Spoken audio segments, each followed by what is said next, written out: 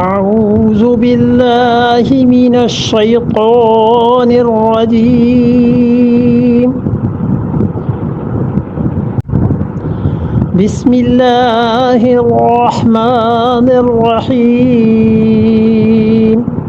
هو الذي يسيركم في البر والبحر حتى إذا كنتم في الفلك وجرينا بهم بريح طيبة وفرحوا بها جاءتها ريح عاصف وجاءهم الموج من كل مكان وظنوا أنهم أحيط بهم دعوا الله مخلصين له الدين لئن أنجينا من هذه لنكونن من الشاكرين. هو الذي، یہ ہے اللہ کی توحید پر چوتھی عقلی دلیل جو اس صورت میں دی ہے. 11 دلائل ہیں اور یہ چوتھی دلیل دی. والذی، وہی اللہ کی ذات ہے، یسیرکم، جو تمہیں پھراتا ہے، جو تمہیں لے کر چلتا ہے. فی البر والبحر، خشکی میں اور تری میں اللہ ہی کی ذات تمہیں لے کر چلتی ہے. ہمارے زمانے میں شاید کو سمجھنا اور بھی آسان ہو گیا. بر تو یہی ہوا نا زمین، اور باہر سمندر. تو سمندروں میں اللہ ہی کی ذات ہے جو کشتیوں میں لے کر تمہیں چلتی ہے. اور اب زمین پہ اس زمانے میں بھی تھا، اب تیسری چیز بھی آ گئی اور وہ فضا ہے، ہوا میں. جہاز بھی تو اڑتے ہیں. تو اللہ تعالیٰ نے فرمایا اللہ ہی کی ذات ہے جو تمہیں بر میں بھی اور باہر میں بھی دونوں جگہ خدا کی ذات لے کے چلتی ہے. حتی اذا کنتم، یہاں تک کہ تم ہوتے ہو فی الفلک، جب جہاز میں ہوتے ہو، کشتی میں ہوتے ہو. وجرینا، اور کشتیاں چلتی ہیں بہم، اس کے ساتھ لے کر، بریح طیبۃ، پاک ہوا چلتی ہے کشتیوں کو ان کی منازل تک پہنچانے کے لیے. وفرحوا بہا، اور لوگ خوش ہو رہے ہوتے ہیں، خوب خوش ہوتے ہیں. جاءتھا، اور آ جاتی ہے اس کے بعد، ریح، ایسی ہوا، عاصف، جو بہت شدید چلتی ہے. وجاءہم، اور ان کے پاس آ جاتی ہے الموج، ایک موج پانی کی. من کل مکان، ہر طرف سے اٹھتا ہوا پانی اس کشتی کو گھیر لیتا ہے. وظنوا، اور لوگوں کو یقین ہو جاتا ہے کہ انہم، وہ لوگ، احیط بہم، اب آئی ان پر یہ لہر اور اب یہ پانی میں ڈوب جائیں گے.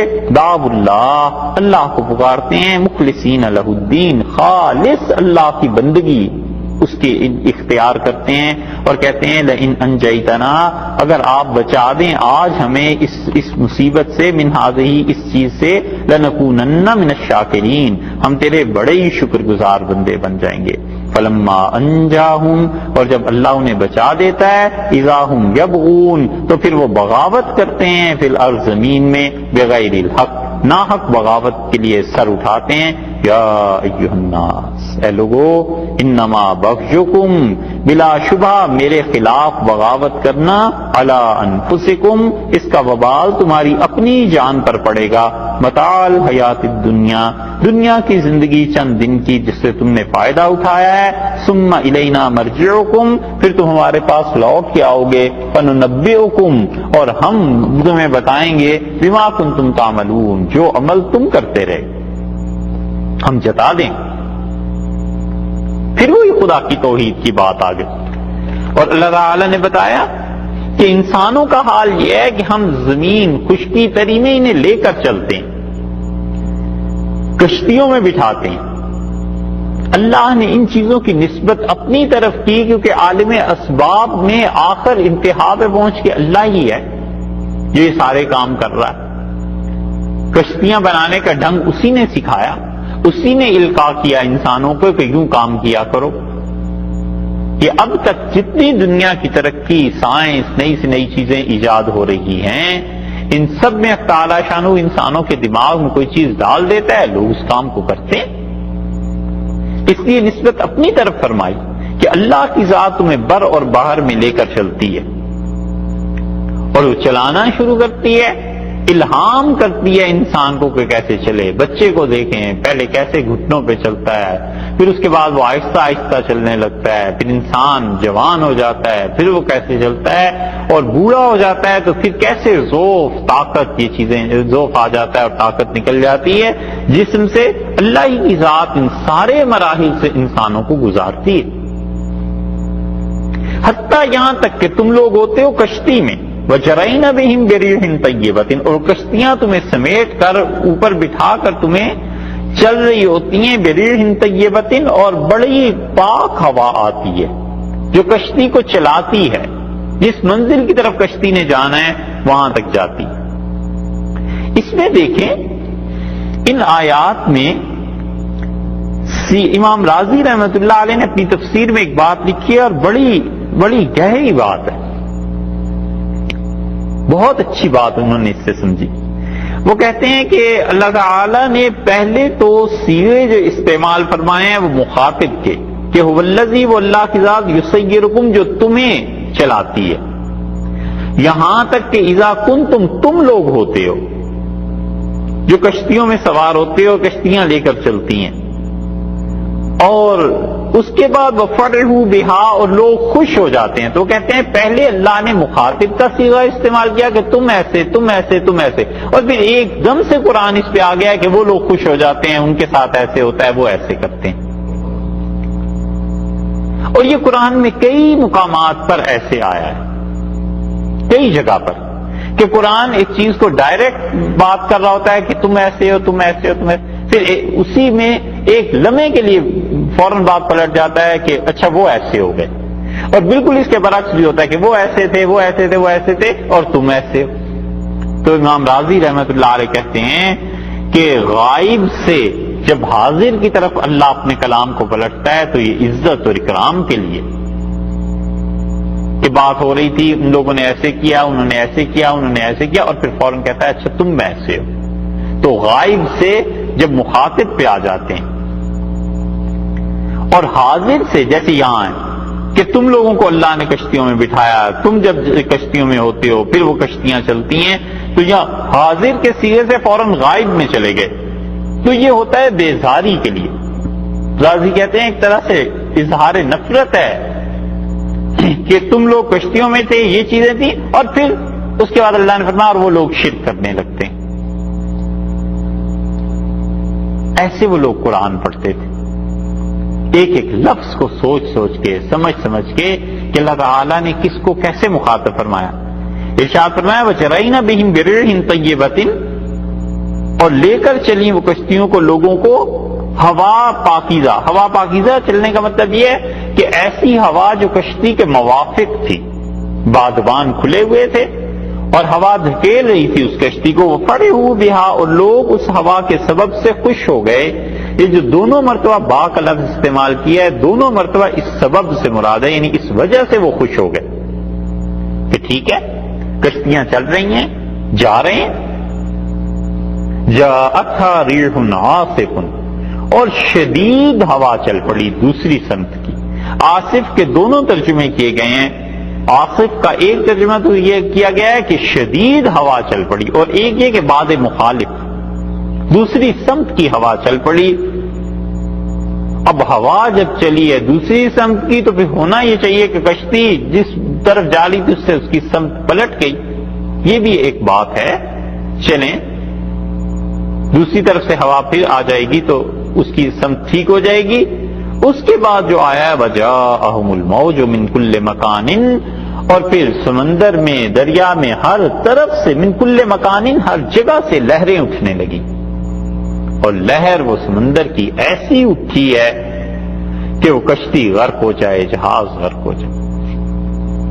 بڑے بڑے عجائبات ہیں اللہ کی اس کائنات میں۔ نبی کریم صلی اللہ علیہ وسلم نے یہ جو ذکر کیا ہے نا کہ آسمانوں سے اوپر بھی ایک دریا ہے، یہ اگلی آیات میں جہاں اگلا رکوع شروع ہو رہا ہے اس رکوع کے آغاز میں ذکر ہے اس کا، وہاں وہ حدیث آپ سے عرض کریں گے کہ رسول اللہ صلی اللہ علیہ وسلم نے جن پہاڑی بکروں کا ذکر کیا وعول کا لفظ آیا ہے. وعول کا مطلب پہاڑی بکرے. پہاڑی بکرا کبھی دیکھا ہے؟ عام بکروں سے اس میں کیا فرق ہوتا ہے؟ ہاں، اور کیا فرق ہوتا ہے؟ اور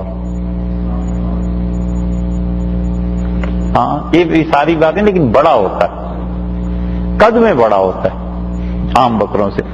رسول اللہ صلی اللہ علیہ وسلم نے اسی لیے فرمایا تھا کہ وہ اول، میں جب معراج میں گیا تو میں نے وہاں پہاڑی بکرے دیکھے، اور اس کو رسول اللہ صلی اللہ علیہ وسلم نے بتایا تھا کہ ان کے ٹخنے اور ان کے گھٹنے میں اتنا فاصلہ تھا جتنا ایک آسمان سے دوسرے آسمان کا. اور وہ جو آپ نے فرمایا کہ وہاں میں نے ایک دریا دیکھا، اور اس دریا کی موجیں ایسی تھیں. ایک بزرگ تھے عبد الکریم رحمت اللہ علیہ جیلی، انہوں نے ایک کتاب لکھی ہے، اس میں انہوں نے اپنے ایک کشف کا ذکر کیا کہ اللہ تعالیٰ نے عالم آخرت مجھ پہ کھولا، اور انہوں نے کہا میں نے اس کائنات میں سفر کیا، اللہ نے مجھے جو چیز دکھائی اس دریا میں ایک موج اٹھتی ہوئی میں نے دیکھی. اگر اس کشف کی بیک پہ یہ حدیث نہ ہوتی تو شاید اس کا ذکر نہ کرتے، مگر حدیث سے چونکہ ثابت ہوا نا کہ آسمانوں میں بھی کچھ چیزیں ہیں ایسی، تو انہوں نے کہا اس کی ایک موج جو اٹھی تو وہ کہتے ہیں کہ میری روح نے اس کو محسوس کیا، اور اس کی پیمائش کی اس موج کی کہ کتنی بلند و بالا ہے، تو وہ اس زمین اور آسمان سے 10 گنا بڑی موج تھی. وہ کہتے ہیں کہ میری روح نے جہنم اور جنت کے جب مناظر دیکھے تو خیال ہوا کہ یہ دنیا جس میں ہم بستے ہیں تو کوئی چیز ہی نہیں. اور اب تو یہ جو سائنس کی تحقیقات ہیں اور کہکشائیں ہیں اور گلیکسیز ہیں اور کہاں پہنچ کے لوگ دیکھ رہے ہیں، اللہ ہی جانتا ہے کہ آگے کیا کیا چیزیں. تو کہتے ہیں ایک موج جو اس دریا کی اٹھی تو میں نے دیکھا اس زمین سے 10 گنا تو بڑی موج تھی. اور کشتیوں میں بھی یہی ہوتا ہے، عام طور پہ سمندر میں دیکھیں یہ موجیں جب اٹھتی ہیں، چاند جب طلوع ہوتا ہے مکمل ہوتا ہے اور سمندر میں طغیانی جب آتی ہے، عجیب و غریب چیزیں سامنے آتی. اور خاص طور پہ اب یہ جو سمندروں پہ اور سمندری جانوروں پہ فلمیں بن رہی ہیں، لوگ دیکھتے ہیں، بڑی عبرت کا مقام ہے کہ اللہ نے کیا کیا چیزیں اس کائنات میں پیدا کی اور خدا نے اس دنیا کو کیسا بنایا ہے. اللہ نے فرمایا جب سمندر میں، دریا میں ہر طرف سے وہ موجیں اٹھتی ہیں، وظنوا، اور انہوں نے یقین جان لیا. زن کے دونوں ترجمے یہاں کیے گئے ہیں. ایک ترجمہ یہ کہ ان کو بہت زیادہ غالب گمان یہ ہو گیا، اور غالب گمان یقین کے قریب قریب. اور ایسے موقع پہ غالب گمان کی بجائے یقین ہی ہو جاتا ہے کہ اب مرے، اب یہ کشتی ڈوبی. وظنوا، اور انہیں یقین ہو گیا کہ انہم احیط بہم، کہ انہیں کیا ہو گیا ہے، وہ گھیر لیے گئے، گر گئے ہیں اس پانی میں. دعوا اللہ مخلصین لہ الدین، تو خالص اللہ کو پکارنے لگتے ہیں، نرے اللہ کی عبادت کرنے والے بن جاتے ہیں، دعائیں مانگنے لگتے ہیں. اور یہ تجربہ اب ہوا کرتا ہے، پلین کہیں رک جائے، کہیں ہوا میں کہیں ایمرجنسی لینڈنگ کرنی پڑ جائے تو سوائے خدا کے اور کون یاد آتا ہے. یہ چیزیں اب ہوتی ہیں. اس سے پتہ چلتا ہے کہ اضطرار کی کیفیت میں، حالت اضطرار میں جو اخلاص انسان کے دل میں پیدا ہوتا ہے، یہ ایمان کا قائم مقام نہیں ہے. ایمان الگ چیز ہے، وہ تو وقتی اخلاص ہے اپنی جان بچانے کے لیے، اور جب وہ ہٹ جائے گا پھر کیا ہوگا اس کو دیکھنا ہے کہ وہ کیا ہے. اور یہ چیز پیش آئی تھی حضرت اکرمہ رضی اللہ عنہ کے ساتھ. اکرمہ جو تھے یہ ابو جہل کے بیٹے تھے، اور رسول اللہ صلی اللہ علیہ وسلم نے ایک دن خواب دیکھا. اس نے ابن عبد البر نے اس خواب کو ذکر کیا ہے، اسد الغابہ میں بھی آیا. رسول اللہ صلی اللہ علیہ وسلم فرمایا میں نے آج خواب میں دیکھا ہے ابو جہل جنت میں گھوم رہا تھا اور بدر میں وہ مارا گیا تھا. اس خواب کی سمجھ کسی کو نہیں آئی، اور نہ ہی رسول اللہ صلی اللہ علیہ وسلم اس کی تعبیر دی. تعجب ضرور ہوا کہ ابو جہل جنت میں، اور خواب چونکہ نبوت کا تھا اس لیے ظاہر ہے کہ وہ سچا بھی تھا. ختم ہو گئی بات۔ مکہ مکرمہ جب فتح ہوا ہے تو ابو جہل کے بیٹے حضرت اکرمہ رضی اللہ عنہ، جو اپنی بہادری اور شجاعت میں خالد بن ولید رضی اللہ عنہ کے ہم پلہ سمجھے جاتے تھے، بہت بہت اللہ نے دماغ بھی دیا تھا اور خدا نے طاقت بھی اتنی دی تھی، اور پھر اس کے بعد جب آخری زمانہ بالکل عبادت میں محو ہو گئے تھے، جسے کہنا چاہیے غرق ہو گئے تھے خدا کی عبادت میں، سوائے اللہ کے ذکر اور نماز اور ان چیزوں کے کوئی کسی حالت میں دیکھ ہی نہیں پاتا تھا انہیں۔ تو اکرمہ رضی اللہ عنہ بھاگ گئے مکہ مکرمہ سے، اور جدہ سے کشتی میں بیٹھے اور خیال تھا ان کا کہ حبشہ وغیرہ کہیں چلتے ہیں۔ جب راستے میں پہنچے تو یہی منظر پیش آ گیا، اور موجیں جب اٹھی اور کشتی جو تھی وہ غرق ہونے لگی، تو انہوں نے لات اور عزا اور مکہ میں جو بت تھے انہیں پکارنا شروع کیا۔ تو وہ جو ملاح تھا اور لوگ تھے انہوں نے کہا اکرمہ اس موقع پہ انہیں نہیں پکارتے، اس موقع پہ تو اللہ ہی مدد کرتا ہے، اللہ ہی کو پکارو۔ تو حوصلے والے آدمی تھے نا، انہوں نے کہا لو اللہ ہی کو اگر پکارنا ہوتا تو میں وہی نہ ٹھہرا رہتا، یہ کیا بات کرتے ہو؟ ان کا نہیں، ہم تمہیں سچ بتاتے ہیں، جب ایسے طوفان میں کشتی پھنس جائے تو سوائے اللہ کو پکارنے کے کوئی چیز کام نہیں آتی۔ تو انہوں نے کہا ان انجیتنی ھذا، اللہ اگر آج مجھے نجات مل جائے تو میں ضرور حضور اقدس صلی اللہ علیہ وسلم کی خدمت میں چلا جاؤں گا، لاجدنہ، اور مجھے پورا یقین ہے کہ وہ ہستی بڑی معاف کرنے والی ہے اور اپنے آنے والوں کا بڑا احترام، بڑی عزت انہیں دیتی۔ اور اکرمہ رضی اللہ عنہ کو اللہ نے بچا لیا، کشتی بچ گئی۔ جب بچی تو انہوں نے کہا مجھے واپس بھیجو، اگر بات اتنی ہے کہ اللہ ہی نے بچانا ہے تو پھر مجھے تو کوئی ضرورت نہیں ہے اللہ سے بھاگنے کی اور نفرت کرنے کی۔